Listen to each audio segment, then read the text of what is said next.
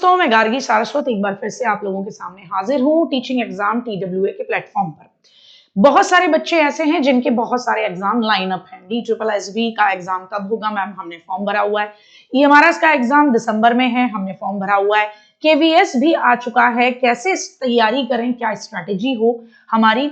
जैसे आप EMRS की बात करें, KV की बात करें, DSSB की बात करें, तो इसमें TGT PGT अप्लाई करने वालों के लिए DSSB और KVS में PRT जो दोनों जगह बच्चों ने अप्लाई किया, क्या स्ट्रेटेजी होनी चाहिए कि जिससे आप कम एफर्ट लगाएं और एक सही दिशा में काम करें कि आपके लिए एग्जाम पास करना आसान हो जाए। तो देखिए, वीडियो को अंत तक देखिएगा और समझने की कोशिश कीजिएगा, तो आप समझ पाएंगे कि इतना भी मुश्किल नहीं है बल्कि आसान है आपके लिए। देखिए, अगर मैं बात करूं EMRS की, तो EMRS में जनरल अवेयरनेस के यानी GK GS के 10 क्वेश्चन है और 10 ही नंबर है। अगर मैं KVS की बात करूं Tier 1 की, तो इसके अंदर जनरल अवेयरनेस GK के 20 क्वेश्चन हैं और 60 नंबर के हैं। तो आपको GK GS तो पढ़नी है। यहाँ पर DSSB में बात करूं तो 20 क्वेश्चन 20 नंबर के हैं। तो ये टॉपिक तो कॉमन है, तो आप एक जगह पढ़ेंगे, बाकी एग्जाम में भी आपके फायदा देगा। रीजनिंग और एबिलिटी की अगर मैं बात करूं तो ये भी कॉमन है। DSSB में 20 नंबर का 20 क्वेश्चन होते हैं, KVS में 20 क्वेश्चन 60 नंबर के, EMRS TGT के अंदर 15 क्वेश्चन 15 नंबर के हैं साहब।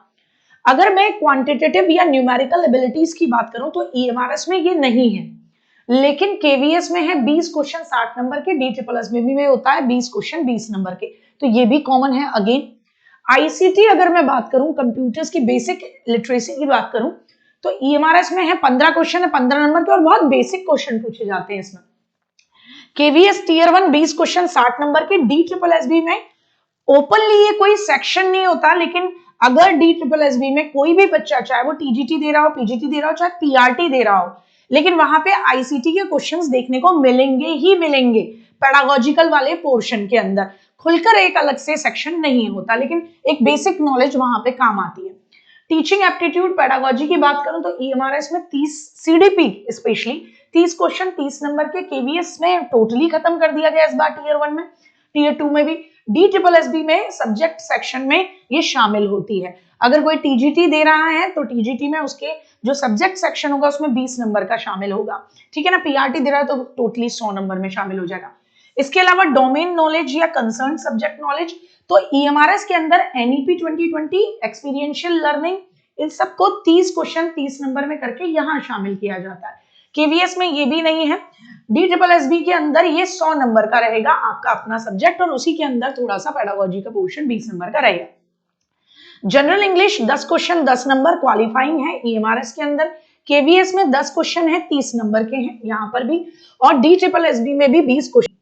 EMRS में 10 क्वेश्चन 10 नंबर के, KVS में 10 क्वेश्चन 30 नंबर के, DSSB में 20 क्वेश्चन 20 नंबर के, ये भी कॉमन टॉपिक है। Total EMRS 120 question 120 number, KVS TRE 1 100 question 300 number, और DSSB 200 question 200 number. Negative marking सब में होती है। EMRS में 1/4 की, आपके KVS में 1/3 की, और DSSB में 1/4 की नेगेटिव मार्किंग है। तो जो कॉमन टॉपिक्स हैं वो आप सबके लिए आसान हो जाते हैं सीखना और करना, तो एक प्रेशर मत लीजिए, आप डेप्थ में पढ़ लीजिए ताकि हर एग्जाम में ये कॉमन पोर्शन आपके क्लियर हो जाए, तो टेंशन तो है ही नहीं। अब अगर मैं PRT की बात करूं तो PRT का KVS का ले लें और DSSB का ले लें। तो GK का पोर्शन देखिए 20 क्वेश्चन है आपके 60 नंबर के, यहाँ पे भी 20 क्वेश्चन 20 नंबर के DSSB में, ये भी कॉमन हो गया। जनरल रीजनिंग इंटेलिजेंस ये भी कॉमन हो गया। आपके क्वांटिटेटिव और न्यूमेरिकल एबिलिटी ये भी कॉमन है। जनरल इंग्लिश कॉमन है, जनरल हिंदी कॉमन है। बस कंप्यूटर लिटरेसी KVS के अंदर पूछी जाएगी, DSSB में नहीं पूछी जाएगी। यहाँ पर सब्जेक्ट कंसर्न टीचिंग मेथोडोलॉजी या CDP KVS पूछ नहीं रहा इस बार, DSSB 100 नंबर की पूछता है। तो ओवरऑल यहाँ पर KVS TRE 1 का आपका जो ड्यूरेशन होगी वो 2 घंटे की होगी, 100 क्वेश्चन होंगे 300 नंबर। यहाँ पे DSSB में भी 2 घंटे की आपका टाइम है, 200 क्वेश्चन और 200 नंबर होते हैं। नेगेटिव मार्किंग KVS में 1/3 की, यहाँ पर DSSB में 1/4 है। तो अपने आप को हैपेजर्ड क्यों कर रहे हैं आप कि बहुत सारे एग्जाम हैं, हम कैसे तैयारी करें, डेप्थ में करिए, कॉमन सब्जेक्ट तो साथ में। उसके बाद देखिए, आप लोगों में से जो भी NVS और KVS, बहुत अच्छा मौका है, इसके बाद एग्जाम और कठिन होगा, इस बात को मान के चलिए। तो प्राइमरी टीचर या TGT PGT जो भी करना चाहते हैं आपके लिए प्री और मेन का ये बैच सामने अवेलेबल है। अगर आप कूपन कोड TWA20 लगाते हैं तो ये मात्र 719 में आपको मिलता है। इसी तरीके से TGT का भी मात्र 799 में आपको मिलता है, TWA20 कूपन कोड लगाकर। ये ऐसा बैच है, आप यकीन मानिए कि अगर आप एक बार में सफलता सुनिश्चित करना चाहते हैं तो अपना समय मत बर्बाद करें। ऐसे तमाम बच्चे हमारे पास जिनको हमने पिछली बार की वैकेंसी में भी KVS में सिलेक्शन दिलवाया है और बेहतरीन तरीके से दिलवाया। अब अगर हम यहाँ बात करें तो आपके फॉर्म की डेट 14 नवंबर से लेकर 4 दिसंबर है। KVS NVS का जो कंबाइंड आपका एग्जाम होने वाला है, तो आपका फॉर्म भरने की लास्ट डेट 4 दिसंबर है और आपका सारे डॉक्यूमेंट कंप्लीट होने चाहिए 4 दिसंबर 2025 तक, तो परसुइंग बच्चा नहीं भर सकता। अब अगर मैं बात करूं फीस क्या है, तो UR OBC EWS की 2000 रुपए प्लस GST, SC ST की 500 रुपए प्लस GST है और ये PRT TGT PGT सभी की कॉमन फीस जा रही है। एज रिलैक्सेशन की बात करूं तो OBC को 3 साल का रिलैक्सेशन, SC ST को 5 साल का और महिलाओं के लिए सबसे बेहतरीन है मेरी बेटियों, इस बार आपके लिए मौका बहनों कि 10 साल का एज रिलैक्सेशन है, सभी जगह पे मिल रहा है, ठीक है ना। तो ये बेस्ट तरीका है कि आप इस एज रिलैक्सेशन का इस्तेमाल कर सकते हैं। अगर मैं बात करूं कि टियर 2 में कितने लोग जाएंगे, KVS NVS वाला ये जो कंबाइंड वैकेंसी निकली है, तो देखिए शॉर्ट लिस्टिंग कैसे होगी। टियर 2 में जो पोस्ट है, जैसे KVS की 3365 है, उसका जस्ट 10 गुना बच्चे किसमें लिए जाएंगे, टियर 2 यानी जो मेंस आपका लिखोगे उसके लिए। फिर जो इंटरव्यू और डेमो के लिए जो बच्चे बुलाए जाएंगे वो आपकी पोस्ट का 3 गुना बुलाए जाएंगे। तो काफी मौका है आपके पास, आप अपने आप को डिमोटिवेट ना करें।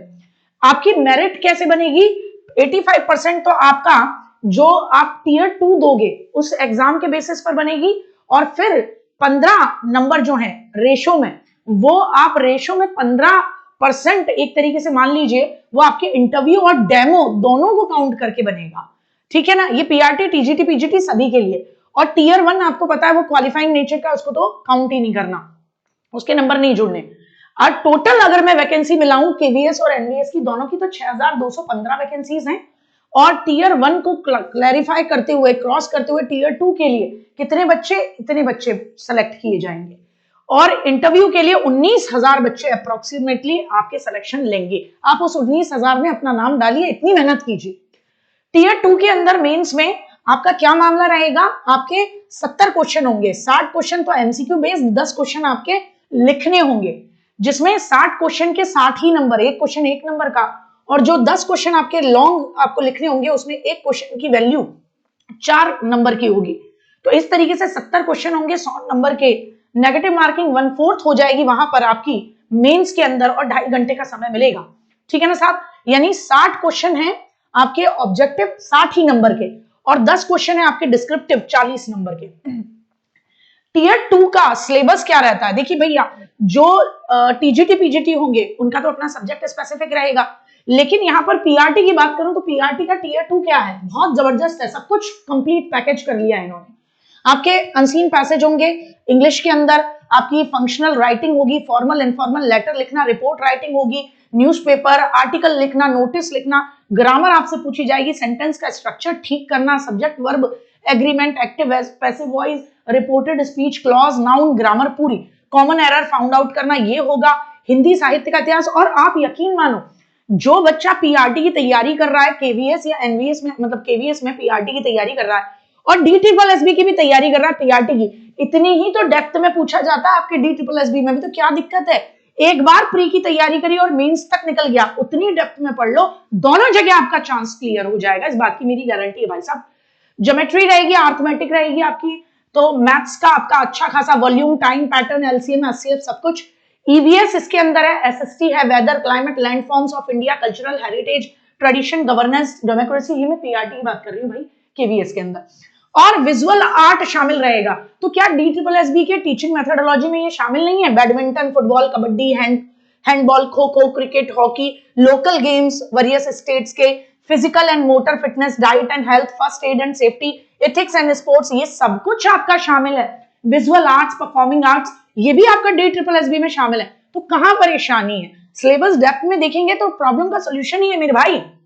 अब देखिए अगर मैं बात करूं KVS 2012 की, तो 2022 की, तो 6414 पोस्ट थी, उसके मुकाबले तो पोस्ट कम हुई है और 5,97,444 बच्चों ने क्या करा था, आप फॉर्म अप्लाई किए थे, इतने बच्चों ने फॉर्म अप्लाई किए थे और 19,000 बच्चों को इंटरव्यू के लिए बुलाया गया था। ठीक है ना साहब, आप याद रखिए इस बात को। और तब एग्जाम का पैटर्न था 180 क्वेश्चन थे और 3 घंटे थे, और तब इंटरव्यू और एग्जाम का रेशो अलग अलग था। तब एग्जाम का रेशो 70 और इंटरव्यू का 30 था। तो ऐसे बहुत सारे बच्चे थे जिन्होंने बहुत अच्छे नंबरों से रिटन क्लियर किया लेकिन इंटरव्यू में मारे गए थे। तो बच्चों ने धांधली के बाद में आरोप लगाए थे जो कि निराधार थे, आयोग नहीं मानता। लेकिन इस बार 85 और 15 का रेशो है, तो आप जितना अच्छा अपना रिटन में कर पाएंगे उतना ही आपके लिए सिक्योरिटी के चांसेस बढ़ जाते हैं। ठीक है ना साहब। पिछली बार 2022 में केवीएस की जो कट ऑफ गई थी, प्राइमरी की बात कर रही हूं मैं, वो कितनी गई थी, तो देखिए भैया, अनरिजर्व में जनरल की 135 गई थी, ओबीसी की 127, एससी की 121, एसटी की 103 और ईडब्ल्यूएस की गई थी 127। तो आपका जो डाउट था उसको मैंने सरल भाषा में क्लियर कर दिया है मेरे भाई, विद प्रूफ। मेरे बच्चों, विद प्रूफ मैंने आपको दिखा दिया कि आप कितनी भी एग्जाम की तैयारी क्यों नहीं कर रहे हैं, कॉमन चीजें हैं। तो अपने दिमाग पर प्रेशर डालने की जगह स्ट्रेटेजी तय कर लो कि मेरे को कितनी डेप्थ रखनी है कि मेरे सारे एग्जाम निकलें वो जो कॉमन सब्जेक्ट हैं उनसे, तो उसकी डेप्थ बढ़ा लो बस अपनी। उम्मीद है वीडियो पसंद आई होगी और इसी तरीके की महत्वपूर्ण आपकी समस्याओं को समाधान करती हुई जानकारी अगर प्राप्त करना चाहते हैं तो टीचिंग एग्जाम TWA के चैनल को सब्सक्राइब करना ना भूलें। मैं गार्गी सारस्वत आपसे विदा लेती हूं। जय हिंद, जय भारत।